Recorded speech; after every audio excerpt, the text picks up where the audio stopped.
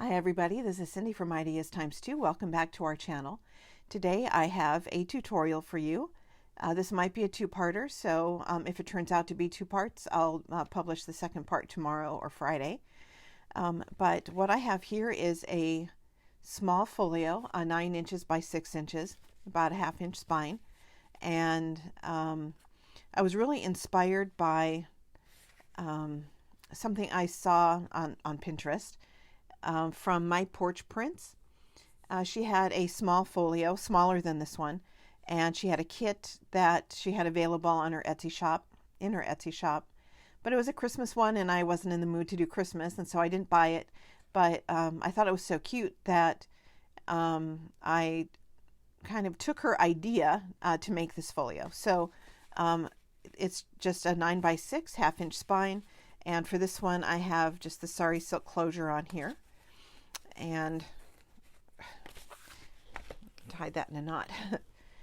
On the inside, I have an envelope with a journal in it and a file folder folio and the button and string closure here on the back cover. So what we're going to do today, I'm going to move that to the side, is make the cover and then start putting stuff inside, making the stuffer inside. So it might be a two-parter. I'm guessing it will be.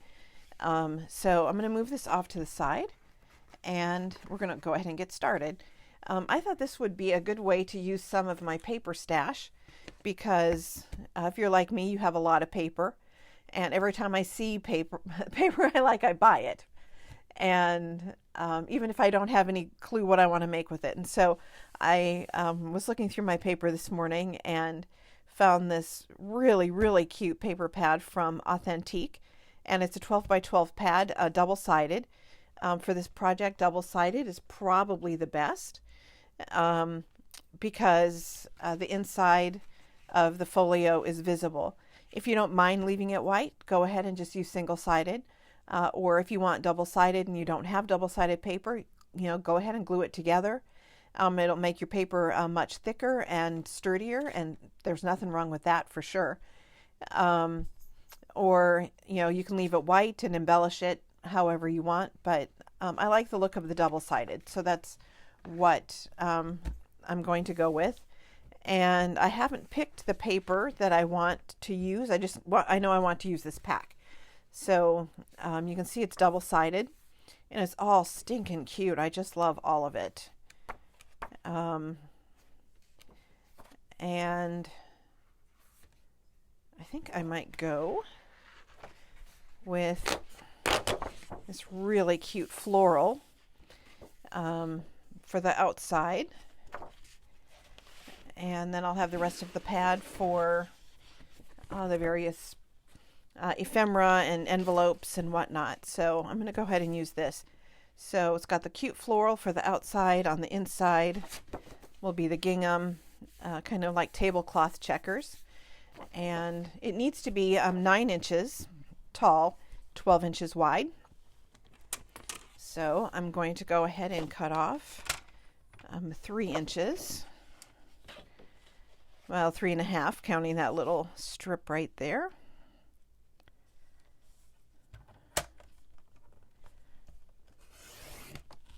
And I'm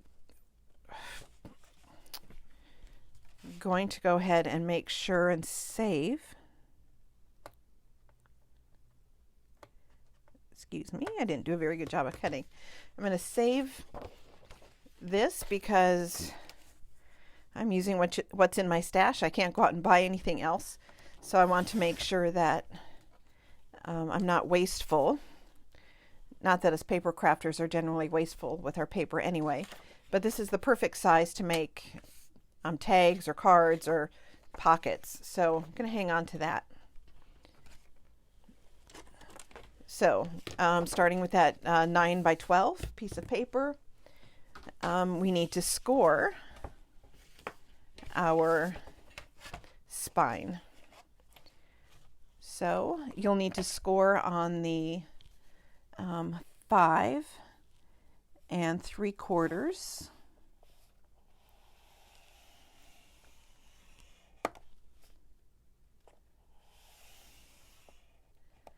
And on the 6 1/4, and that will give you a 1/2 inch spine.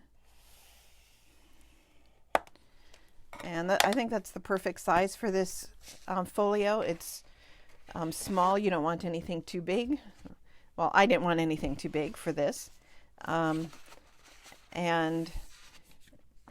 the design for this is easily adaptable. If you want smaller, 4x6 or a 5x7. If you want it taller, of course you can make it taller. You can't make it any wider unless you glue paper together, but I think this is a perfect size. So the next step is making the flap. And so for the flap, I need a piece of paper. Maybe I'll use this one, so as not to be wasteful. That is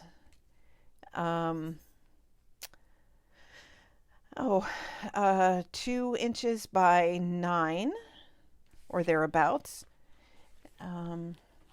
or 3 inches by 9, so you don't have to do any more cutting or trimming. So need to have 3 more inches cut off of this to make it, and I'll use that for something, save that for later. And so you can see on this flap I just made, it's just 2 inches.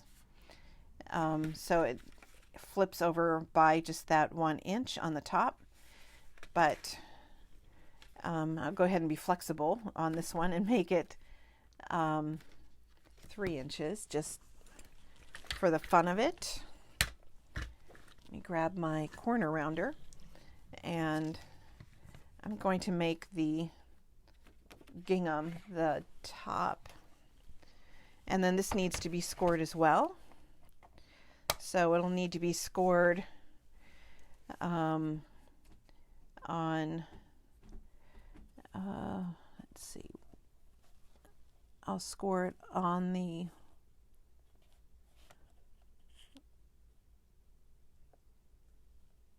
I didn't write down what I need to score it on. I think the 2 and 2.5 inch.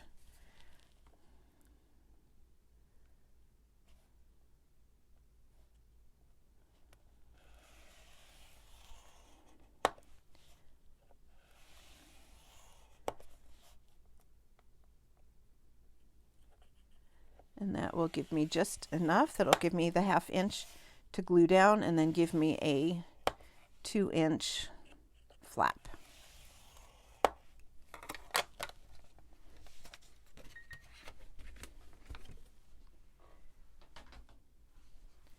So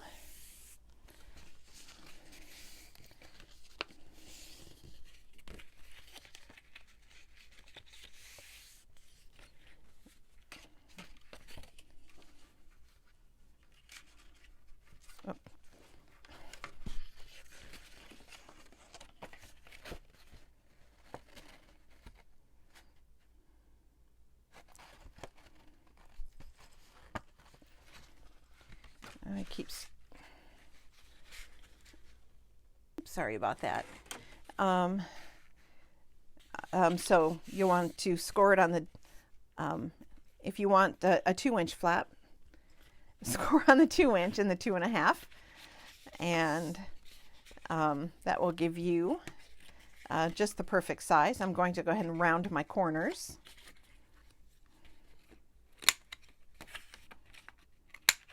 And, you know, if you are doing a vintage style like this one, and you want to, you know, ink your edges, which I did on this one, you could do that now. And I'm going to go ahead and glue this down. Doesn't need a whole lot. I'm also going to sew a little bit on here as well. So Give this just a little shot of glue. And I'm using Fabri-Tac. And going to glue it to the back cover. And make sure this is. So this is my back cover. And I'm going to go and glue just that 1/4 inch.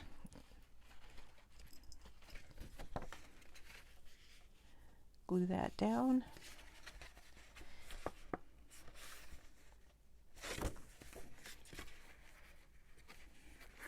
So that's what it should look like. Flip that over, and there's the flap. And so that's a very simple folder, right? I'm sure you all know how to make folders. And if you are going to do a top stitch, like on this one you can see I did a top stitch all the way around the outside, and then at the flap I did a zigzag right here. So if you're going to sew, now is your chance. Now's when you kind of have to. So I kind of like the look of the top stitching. I think it just gives it more of a finished look. So I'm going to go ahead and stitch, and I will be right back. All right, I am back. So I just did a kind of standard top stitch, and then the zigzag on the back, just like I did on the other one. If you don't have a sewing machine or you don't want to sew, then don't. There's literally no purpose to it other than decorative. It's just a look that I like. So I just did a standard top stitch. So now we're going to start working on the inside, and you can see on my example here, I have a belly band, a gusseted belly band to slip an envelope in. So that's our next step. And so for the belly band, you need a piece of cardstock that is 10 inches by 1 1/4 inches. So you need to have, it's 10 inch or 9 inches tall, but you need to have that extra inch to fold it down and glue it. So the belly band is 10 by 1 1/4. So let's see. I've got to pick I think I'm going to pick a contrast, maybe, to the gingham, and go with the black and white for the belly band.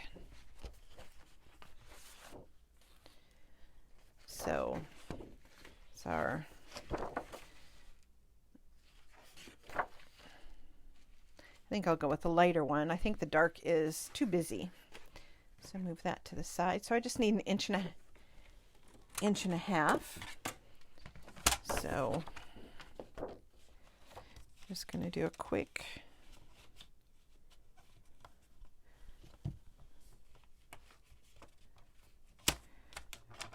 cut, or maybe quick. I'm having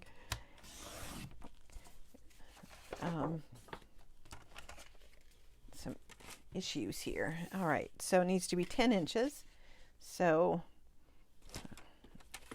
I don't know what I was thinking. I wasn't thinking, obviously. You need to cut just 2 inches off the end. Could have eyeballed that. It's not important. It's not that important to have a neat edge. It's going to be tucked under. So I'm going to go ahead and score this as well on the 1/2 inch on each end.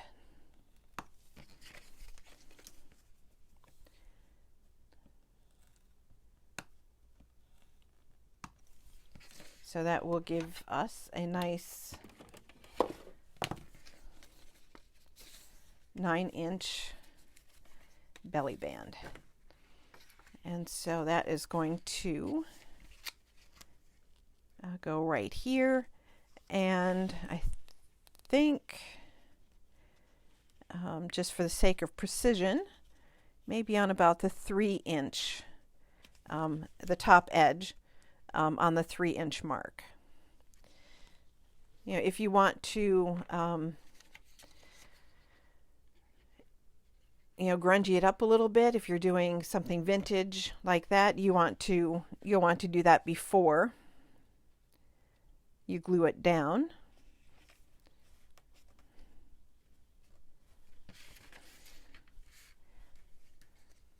You put the glue on the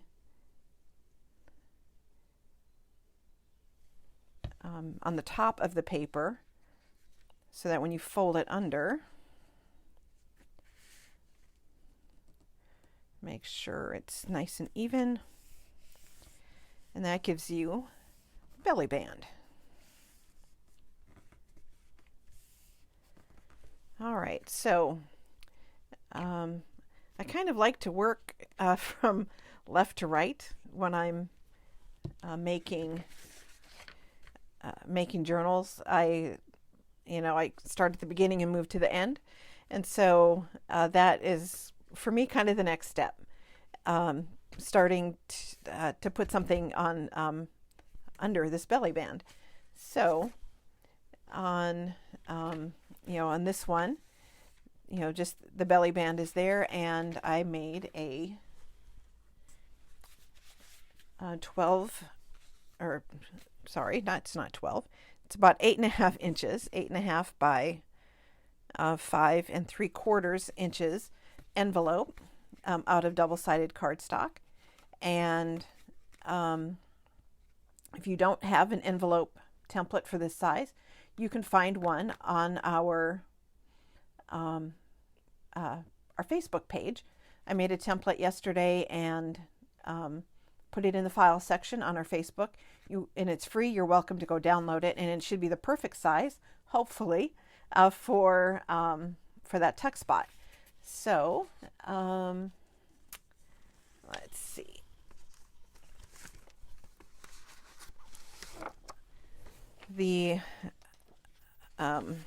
So here's the template, and these are all of some of my practice ones. It's my first time making an electronic template.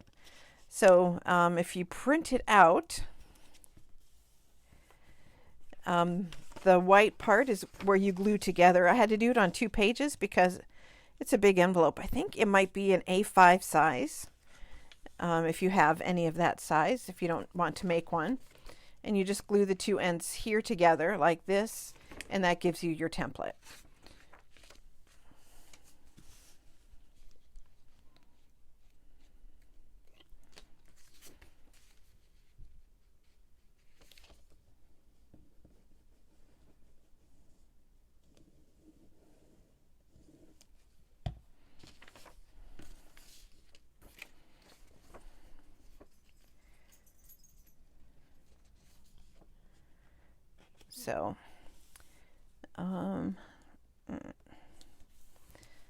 So there's my template, and it should be just the right size for that pocket.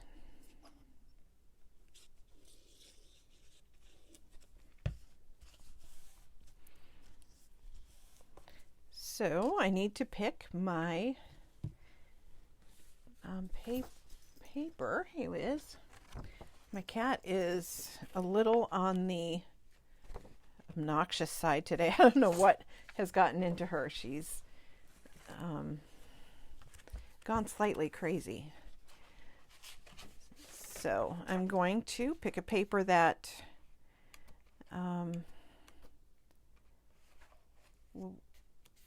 well, they all coordinate, so it really doesn't matter, but oh, they're all so cute. It's so hard for me to pick. I'm kind of, I'm kind of indecisive. I think I might go with this one.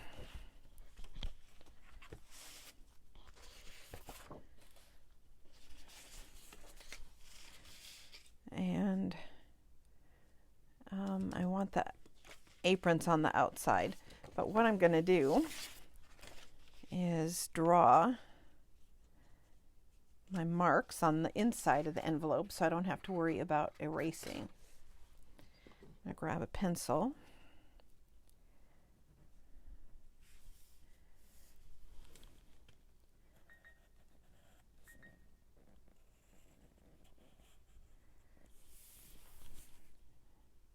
And I made the template to be exactly 12 inches tall. Whoops. See, this is why I did this on the inside. I just made a mark, right? A big mark.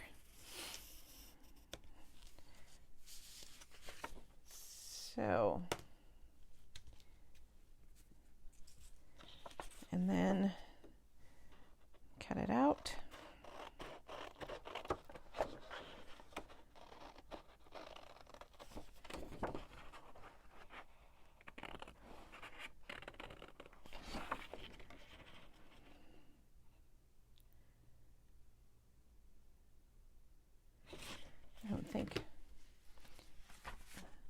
I think I forgot.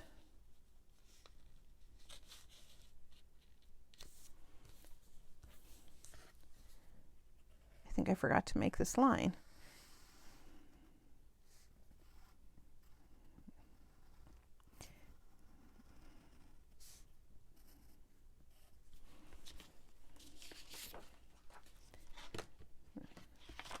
And I made, all right, let's follow the black.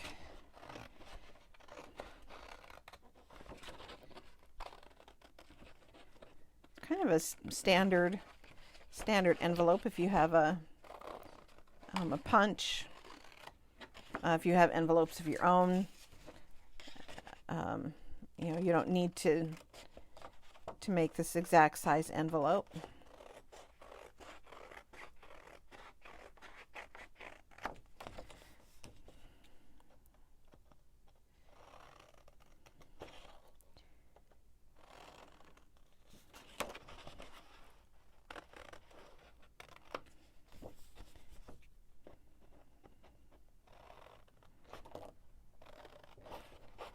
And in the envelope, we're going to put a journal, or I'm going to put in a journal. You know, your craft project, you can do whatever you want. And I'm going to score again.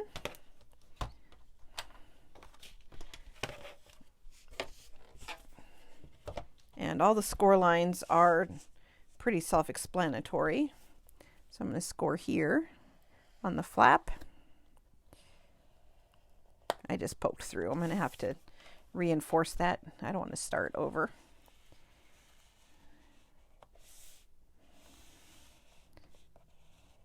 So score on both of those flaps. I'm going to flip it sideways and score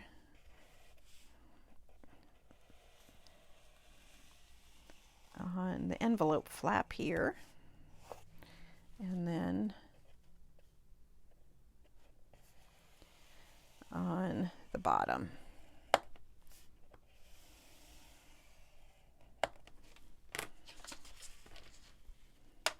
This paper is hard to look at. I'm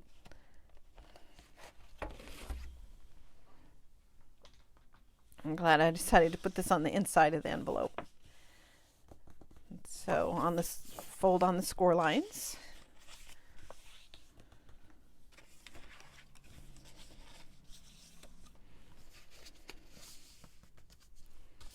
And then just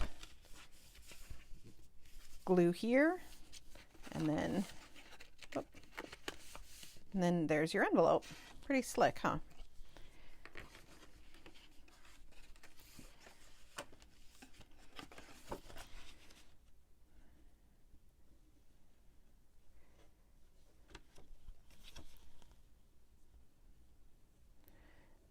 If you want to use double-sided tape, I think that would be great on an envelope here.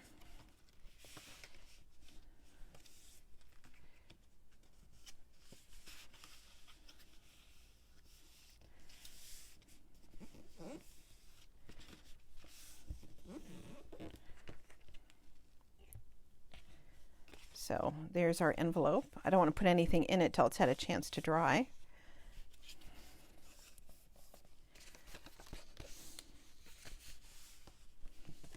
I'm going to burnish the top here.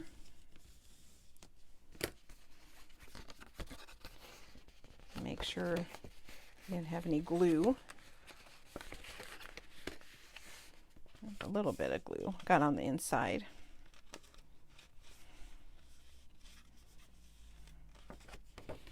But not too bad, huh? And then in our folio, that just slips in. Should be perfect. I hope it, there we go. Perfect. How cute is that? How cute is that? So that's the first part of our folio. Let's see, I'm guessing we probably are edging up on our time, but so I'm going to put that aside. On the inside of the envelope, I have a little journal, and this is just a standard kind of junk journal style. On the inside I have different papers,